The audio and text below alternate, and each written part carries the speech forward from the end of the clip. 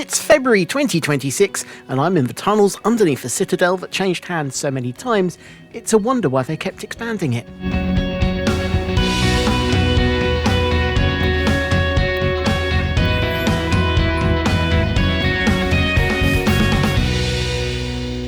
In a geographically strong position at the point where the Sambre River empties into the Meuse, both separated by a high hill overlooking a large part of the surrounding land, the site of modern-day Namur is an important strategic location.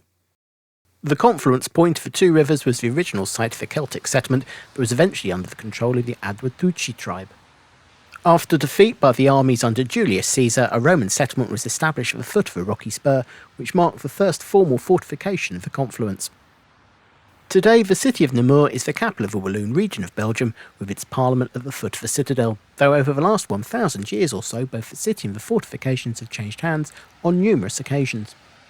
Following the collapse of the Roman Empire, the Merovingians started to fortify the hill, followed on by the Carolingians, and 4 centuries later, in the 10th century, the town became a county in its own right, though the development of the town was uneven, as the counts only owned the land on the north bank of the Meuse River, with the south bank being owned by the bishops of Liège, where development happened much more slowly.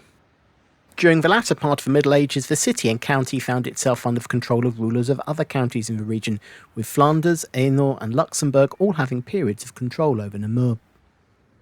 In 1421, the county was purchased by Duke Philip the Good, the Duke of Burgundy and Count of Flanders, merging Namur into the larger state. By the 1640s, Namur had become part of the Spanish Netherlands, who started a major expansion of the Citadelle. Not that it helped them, as forces under Louis XIV of France invaded and captured both the city and the Citadelle in 1692. Following capture by the French, their preeminent military engineer Vauban rebuilt the Citadelle, only for William III of Orange-Nassau to turn up 3 years later during the War of the Grand Alliance, the Dutch, English, Scottish, Holy Roman Empire, Spanish Empire and Savoy all lining up against France, and take both the city and the Citadelle. In 1709, the Barrier Treaty permitted the Dutch to garrison a number of fortresses that were in lands previously under the control of the Spanish Netherlands to create a buffer zone between them and the French. 4 years later, under the Treaty of Utrecht, the former lands of the Spanish Netherlands were handed to the Austrian House of Habsburg, leading to the town at the base of the ridge being under control of the Austrians, but the citadel on the top of the ridge being under control of the Dutch, who followed the route of the previous occupiers by rebuilding and extending the fortifications. On the 19th of November 1792, the French army besieged the city, and 12 days later both the city and citadel surrendered, with 3,000 men being taken prisoner of war. With Napoleon's eventual defeat in 1815, the Congress of Vienna incorporated Namur into the United Kingdom of the Netherlands, but just 15 years later the Belgian Revolution saw a number of the southern provinces split away to form the Kingdom of Belgium, which Namur finally found itself in. The Belgian government took the opportunity of a period of relative peace in the region to undertake a major rebuild of the citadel in 1887, but just 4 years later they disestablished it as a military post, with the first works to convert it to a site of leisure and tourism, starting with construction of the Esplanade, a role that the citadel is adapted to in the modern day, with it being one of the key sites of the city. Originally linked by a tramway from the city centre, this was replaced in the late 1950s by a cable car which operated until 1997, when it was temporarily closed for safety reasons. An arson attack on the lower station in 2002 made the temporary closure permanent. A new cable car was constructed in 2020, with plans originally to open it in September, but for the same reason that nothing planned for 2020 actually took place, its opening was pushed back to May 2021. The pulsed gondola lift takes around 6 minutes to make the ascent up the 190 metres or so to the top of the complex, providing an exertion-free route for fortifications, tunnels and other attractions at the top. A pulsed gondola lift has basic stations at the top and bottom, so the cabins don't disconnect from the wire to allow disembarkation and boarding. Instead, the whole system is slowed to a crawl, meaning partway through the journey, over the fortifications of the citadel, the cabins slow almost to a halt for views over the castle at what feels like one of the windiest points in Western Europe. The city came under bombardment by the Kaiser's army within a month of the start of World War I, with the city becoming a major target for the German invasion of Belgium, with a plan to use the Meuse Valley as a route into France. The shelling of the town on August 21st, 1914 came without any warning and killed several people. In the increasingly threatening environment of the 1930s, the Belgian army had spent some time preparing for the inevitable conflict that was brewing, redefending the citadel, including installing extensive communications equipment and spray concreting some of the tunnels to create rudimentary gas-proof bunkers. But in the end, the Citadelle fell in just 3 days, with the last actions of the Belgian army being to rip out all of the communications equipment, rendering the site useless to the Nazis. After the damage of World War I, the city fared little better in the Second World War, with it sitting at the front line of both the Battle of the Ardennes in 1940, as the Nazis swept west, and 4 years later in the Battle of the Bulge, the last major German offensive campaign before the Allies were able to sweep east into Germany, an eventual victory. Whilst the surrounding countryside housed some industry along with coal mining, the city wasn't as industrialised as fellow Walloon cities of Liège and Charleroi, instead being an important inland port and harbour on the Meuse, later enhanced by the motorway network. It meant the city was to some extent insulated from the economic hardship that hit many of Wallonia's heavily industrialised cities with the rapid deindustrialisation of the latter part of the 20th century. Belgium first legislated for the division of the country into regions in 1970, but it took nearly 10 years for the process to be completed, with the Walloon government being established in 1979, but with no designated capital. On July 12, 1983, the government of Wallonia moved to Namur, with the official position of Capital of Wallonia being adopted from December 1986. A period of optimism, enlightenment, economic prosperity, technological, scientific and cultural innovations, and most importantly, regional peace, the Belle Époque wasn't just limited to France, with Belgium embracing the movement. Assuming that an extended period of peace would mean the giant fortifications of the previous centuries wouldn't be required, King Leopold II demilitarised the citadel in 1891, though this was also in part due to the development of rifled artillery earlier in the century, which had rendered bastion fortifications such as the Citadelle obsolete. Over the centuries, the Citadelle had developed as 4 distinct rings of fortifications, starting with the medieval castle area and the Château des Comtes climbing up from the river at the front of the ridge, followed by the French and Spanish era Médiane, then the Terra Nova, or New Land, during the middle of the 17th century, and finally the Esplanade, at the highest point of the ridge constructed by the early 19th century. The Esplanade became the first part of the fortifications to be turned over to leisure pursuits, with the construction of a hotel, built as a grand château, a game stadium and an open-air theatre. The latter two allowed for the organisation of recreational, cultural and sport events, with access to the site being achieved through the construction of a tram line that ran up from the city centre, in places cutting through the ridge and tunnel as it winded its way up to the summit, and a funicular railway. Alongside the tramway, 2 scenic roads were constructed that led up to the Citadelle from the north bank of the Meuse and the south bank of the Sambre.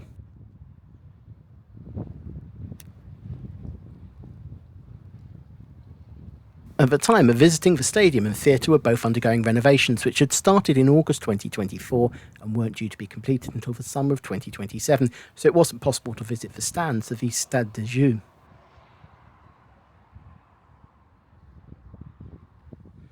Though it was possible to head into the seating of the Théâtre des Vœux du Namur, or Namur Open Air Theatre.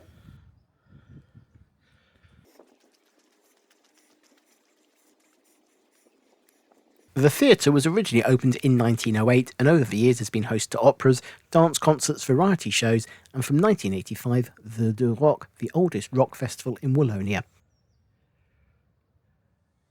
Around the same time as the theatre and stadium were constructed, so was the Château de Namur.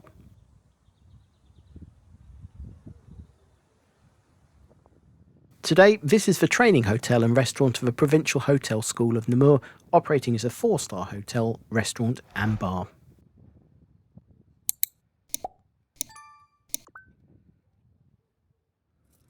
But the main tourist site today are the fortifications of the Citadelle itself, which can be accessed from a number of points, but the easiest is the entrance tunnel through an upper bastion close to the upper cable car station.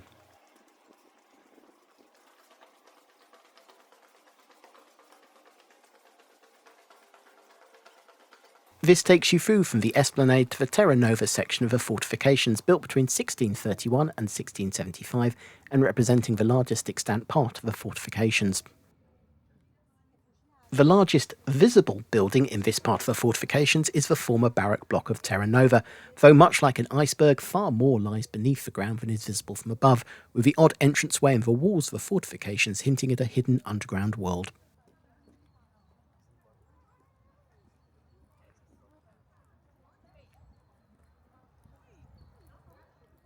Today, the barrack building is home to the Terra Nova Visitors Centre. The visitor centre tells the story of not just the Citadelle, but of the land that is today Namur, from the earliest laying down of rocks as the planet shaped itself through prehistory, Romans, Merovingians, Carolingians, and on into the modern age, and constant change in ownership of both the city and the Citadelle.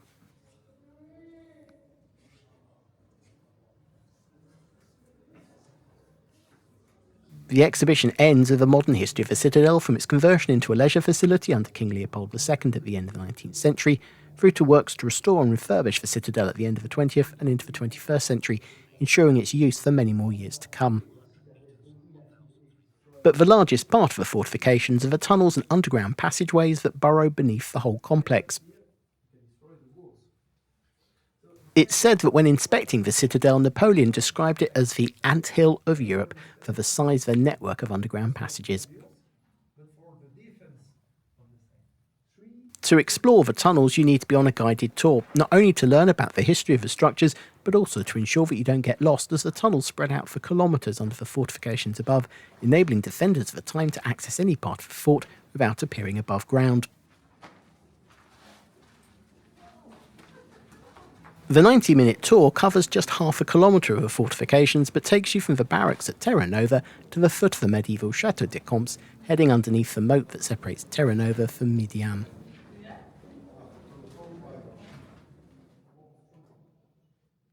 The tunnels are generally made up of two designs. The barrel-vaulted brick arch tunnels were generally constructed by a cut-and-cover method and are all around 10 metres below the ground level of the hill, which means even as you descend slopes and flights of stairs, you're still generally only 10 metres below the ground.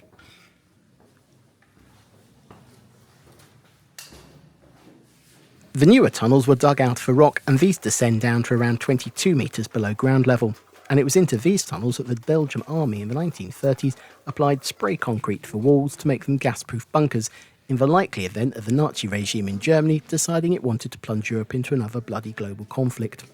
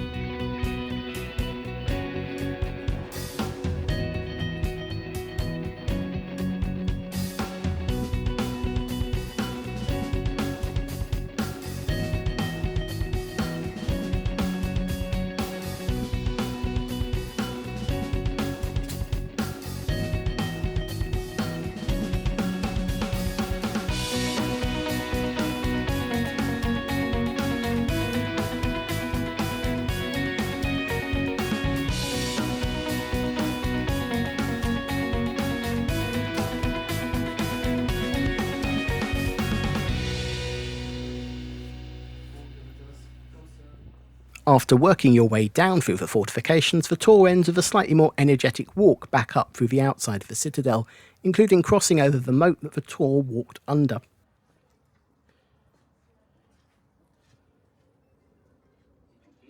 One other way to see the citadel is to take the Petit, a small land train that tours around some of the key parts of the site, starting and ending at the Terra Visitor Centre. The tour features a running commentary in French, Dutch and English to point out the key sites and to give more history of the complex.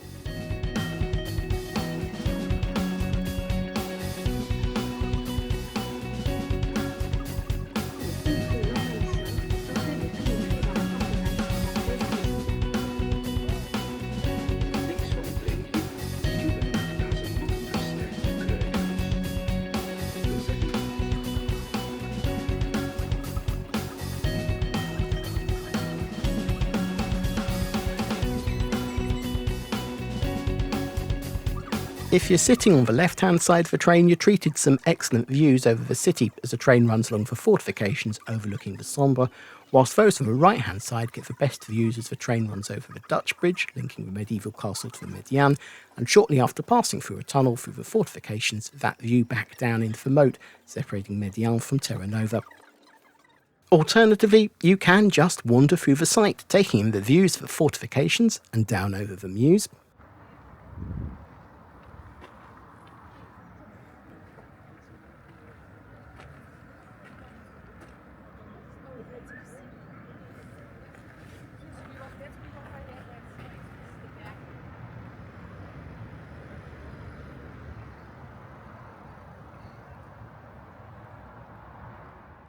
Or stand on the Dutch bridge that links the original medieval fortifications to the first expansion and take in the views of the Meuse side, including the tram tunnel from that first link up to the Esplanade, the towers of the Château,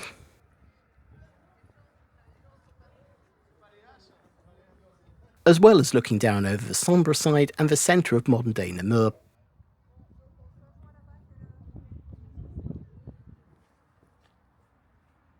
And from the other side of the fortifications, take in the various gateways.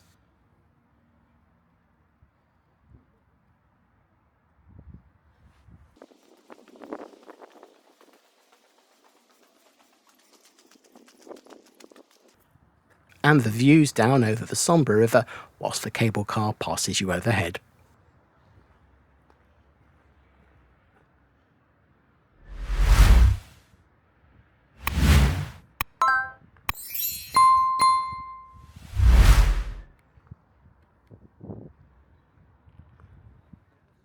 Or head down to the very tip of the original medieval fortification for views out over the confluence point of the Sambre and Meuse Rivers, as well as the site of the first settlement of Namur and the modern Parliament of Wallonia.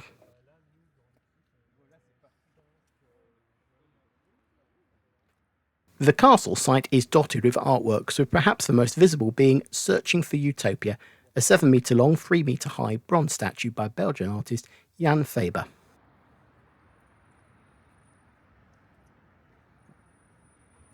The 5.5-ton statue depicts a turtle with a rider facing the confluence point. The rider is a self-portrait of Faber himself. The version in the Citadelle has been in place since 2015, though the original statue sits on the coast looking out to sea in Newport on the Belgian coast.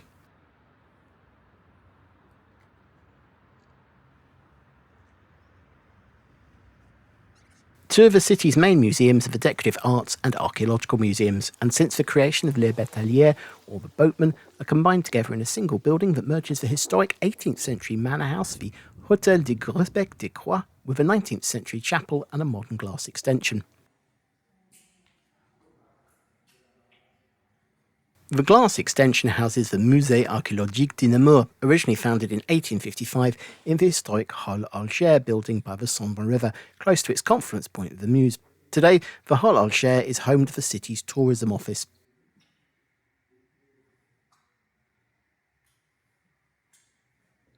By 2018, the building was no longer suitable for housing the collection, and so after works on Les Bateliers complex, it opened in its new home in September 2024.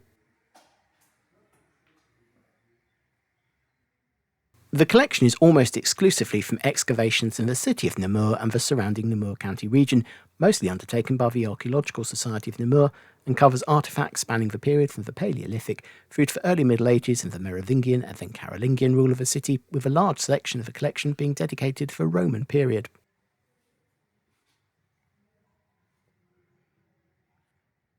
The displays are laid out in chronological order, starting with the earliest finds of flints and Stone Age implements at the start on the ground floor, through to the middle of the Roman years in Namur, before moving upstairs to continue with the latter years of Roman settlement through to the various post-Roman kingdoms, ending around the year 1000.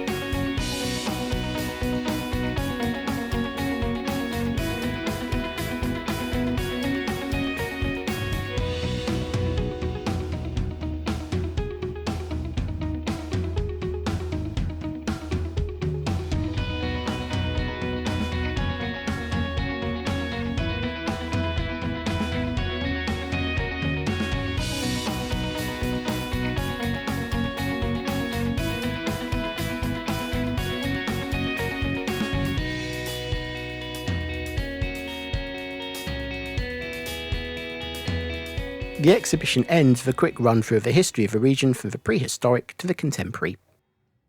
The space between the chapel of the boatmen and the Hôtel de Grospig de Croix has been turned into an internal courtyard through the addition of a glass roof between the two buildings, bridging the gap and creating a pleasant internal space dotted with citrus trees where you can view the outside of the 18th century manor house.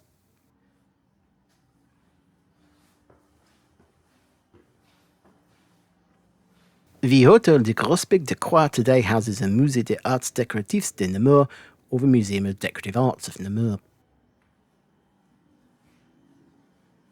The original building on this site was constructed in the 13th century but underwent significant remodelling in the mid-18th century to the extent that the external look of the building is that of a later period. At the request of Count Alexandre François de Grospec, the architect Jean-Baptiste Chemin transformed the 13th century refuge of the Abbey of Villiers-en-Brabant into an elegant private mansion in 2 years from 1751 to 1753. The building is divided into 3 wings, with a central wing joining the 2 side wings together to give an H shape to the building. The building was designed to address the need for both privacy and public shows of wealth, with the ground floor arranged as a series of staterooms so that as guests moved about they could admire the richness of the host's interiors and as a way of displaying their wealth through furniture and artworks.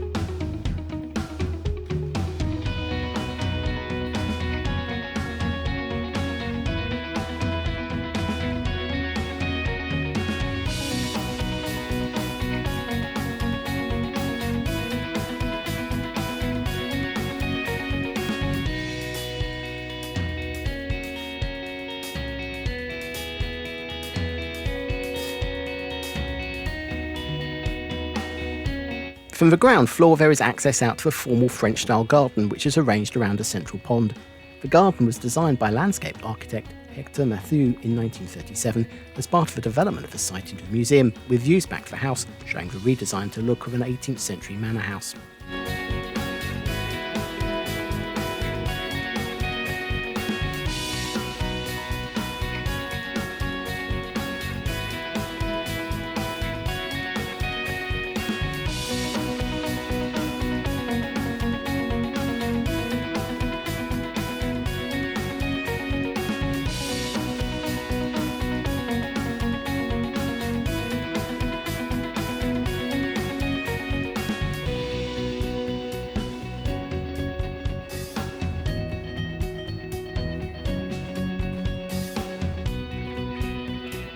On the upper floors, the rooms are smaller and act as a succession of small apartments with corridors linking the different spaces together, avoiding the need to walk through one set of rooms to reach another.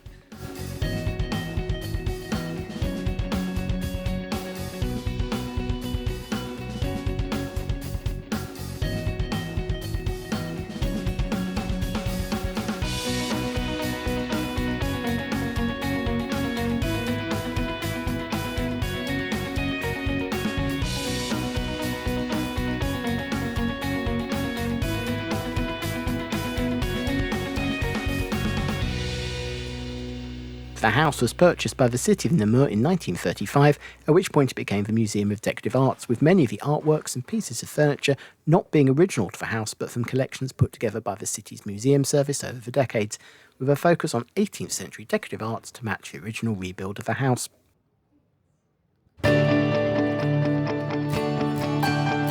Gare de Namur is the 8th busiest railway station in Belgium and the busiest in Wallonia, providing links across the country and into neighbouring Luxembourg.